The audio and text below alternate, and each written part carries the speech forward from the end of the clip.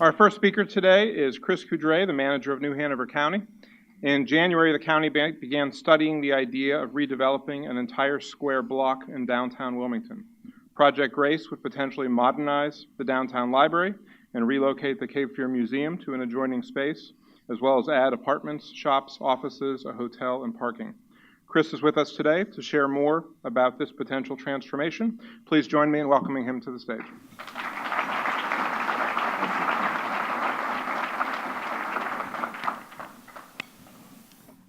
You know, I agree with Rob Kaiser in the Business Journal. This entire idea about redeveloping a city block, a block that all of us own as residents and taxpayers in New Hanover County, is a rather intriguing idea. But let's talk a little bit about what Project Grace is, and that's what your county government has referred to it as for the better part of a year.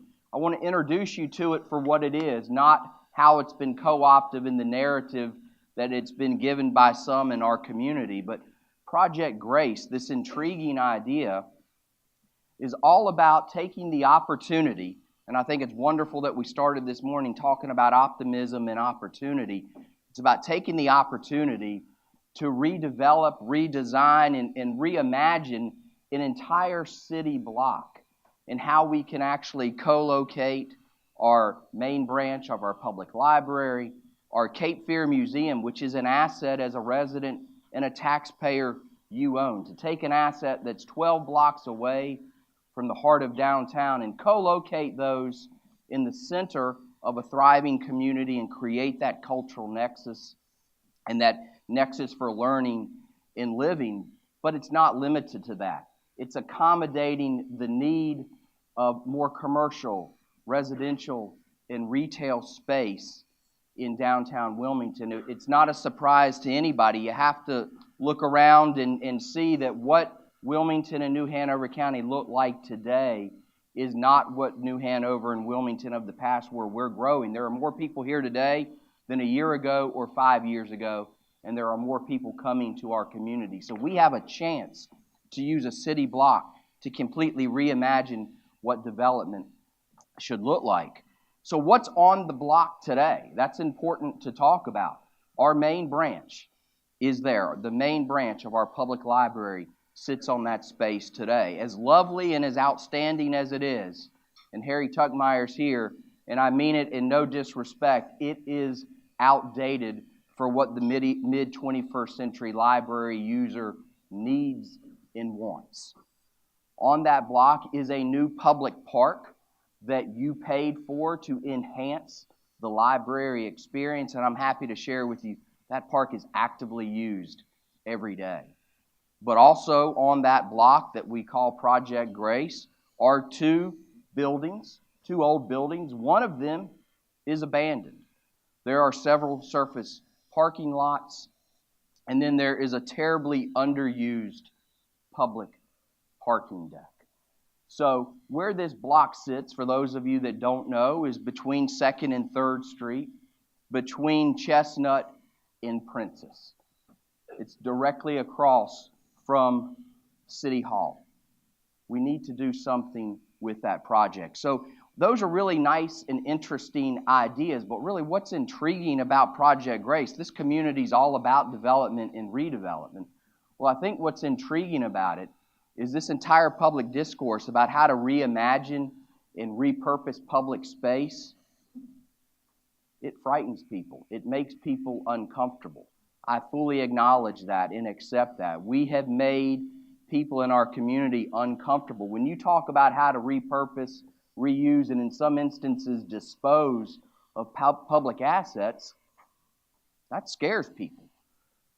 When you think about the scale of this project and the partnership that we need to have with the private sector to make it work, I don't think it's lost on any of you that a partnership of that size and that scale is a completely new space for New Hanover County government. So combined with the concern and the idea that this is in a new frontier, a new space, that creates the intrigue and the curiosity across our community. But I really do believe that New Hanover County can and is committed to creating synergy that benefits our community, because we're committed to enhancing the overall economic and community prosperity. And I believe the redevelopment of this city block that accommodates public purposes that are important to our community, but also accommodates private investment for more people and more business that's going to be here, is the kind of synergy that our community needs. You see the definition of what synergy is. That's the Webster's Dictionary. But before we go too far with synergy, what does it mean for your county government to produce synergy? Well, when we talk about synergy, it's reimagining the services that we provide our people. It's reimagining the service our people want and need, and it's meeting them where they are and where they want to be, not where we think they are or where we think they need to be. And when we reimagine those services and we meet people where they are all along the way, what we're actually doing is transforming our community and making it better. We're making it stronger, and we're driving that community and economic prosperity that we all want and need. So when I talk about synergy, whether it's Project Grace or anything else that we do, that's what we're trying to drive for the benefit of our community. So synergy comes about through opportunity and challenges.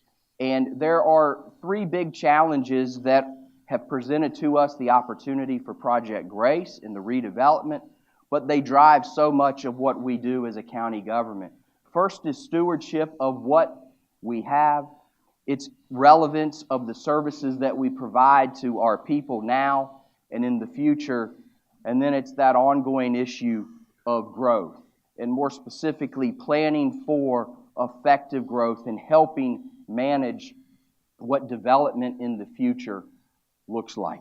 So if those are the challenges, how is it that Project Grace actually helps us take on and create synergy with these challenges? So if there's the issue of stewardship, we have a public library and a Cape Fear Museum that's part of our asset base today.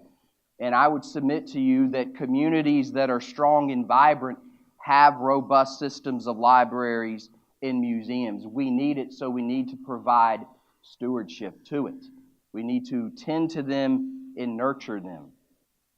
Relevance of these cultural and educational resources is important in the long term. Because we need them in our community, we have a duty to make sure that they are providing the service that people want and need, not only now, but in the future. And then it's the issue of growth. We have an opportunity to take a block that is owned by one entity, the county, but you're actually the owners of it, and use it to think about how to accommodate some of this future growth. We can deal with the cultural and the educational nexus and at the same time create the space because of the demand of people that are coming into our community. So from a stewardship perspective, stewardship of the library and the museum, in my opinion, begins with recognizing and understanding there's a lot more in common with these institutions than what is different about them. They share as part of their mission, the common drive, the underpinning of them is the commitment to collecting materials and resources and making them available to our community so that we can increase what we know, so that we can enhance our knowledge, that we can be a learned society. That's what is fundamental to their mission, collecting. They both have part of their mission conserving these very same materials and resources to make sure they're available today, yes, but also that these materials are here and available for generations to come. For children that aren't even born yet are going to have access to materials and cultural resources that help them learn but define the place that we are. And ultimately, they're public services. They're services that our community needs. They're services our community wants. I don't know of any great American city. I don't know of any great world city city that does not have as part of its foundation a system of free public library access, and we have that, and a system of museums to communicate and teach people about the place where they live, the place that they've come from, the place that they occupy. So our library and our museum share much more in common, and there's an obligation in my mind to co-locate those so that we can ensure stewardship. You know, the idea of these systems dividing into the museum and the library, these standalone big institutions that we know and love, that's a relatively recent phenomena, at least in the context of history. You know, maybe the 19th century, that kind of evolution where they separated into different things took place. So that's a relatively recent phenomena. When these facilities and these public services were created, they were done as part of the common good and about sharing resources. And so that's where stewardship long-term, the co-location of these makes sense for our long-term obligation for stewardship. I'm talking to our business leaders in the community, and I'd be remiss not to talk about the dollars and the cents. It is more cost-effective to co-locate two institutions that do different things but share common missions. It's more economical, more efficient. We can manage costs better if we co-locate those and have shared space, shared content, and shared archives. It's stewardship at its best to co-locate. As it relates to the long-term relevance of these facilities, we need them to be a part of our community, so we need to make sure long-term they meet the needs of our community. I'm of the opinion that the best way to ensure their stewardship is to actually combine them and create an opportunity for easy shared access to the materials in the content that is there. It will guarantee and ensure more public engagement in the long run. Again, it's about meeting people where they are and where they want to be, and they're going to want to be in downtown Wilmington. So this co-location ensures their long-term relevance. There's also the issue of growth. Let's talk a little bit about the growth facts as they are. New Hanover County is 199 square land miles. That's inclusive of the city of Wilmington and our three beach communities, 199 square land miles. The July estimate of population in our community, 227,000 people already live here. 227,000 people already live in our community. Communities that are not growing are dying. So growth is good for us. It's about our long-term viability. It's about our long-term economic prosperity. So we want to grow, but we recognize we're geographically limited and we already have 227,000 people here. So thinking about how to use land differently in modified development patterns is part of our long-term success. And if we're going to rethink how to use land, that means that there's an obligation and a duty for the public sector to think about how it uses public space as well to help accommodate the growth that is coming. So, future facts about the growth that are coming to us. Planning estimates are 120,000 new people will move to Wilmington and New Hanover County, 199 square land miles, by 2040. That's 57% growth by 2040. I hope to still be living in this community. I really hope to be alive, and then on top of that, I'd like to be living here. 2040 is not very far away. 65,000 of those people are going to want to live in what is the current geographic limits of Wilmington. So that means some of that 120,000, in fact, I would predict a goodly number of that 120,000 new residents are going to want to live in downtown Wilmington. So we have an obligation to help accommodate and plan for the growth that is coming into our community. Project Grace gives us that opportunity to ensure good stewardship and relevance for our important public resources, but it also means that we can partner with the private sector to do this, to do it right, and to do it well. I want you to know that you can trust your county government to take on this kind of partnership and to go into new space and territory it's never been. You can trust us, number one, because we've been building the capacity for 5 years to do governance of the future. What I would call new governance. New governance is about partnerships. And we've been building that capacity through the people we've hired, through the business processes, rules, or regulations that we've started, that we've stopped, and that we've changed.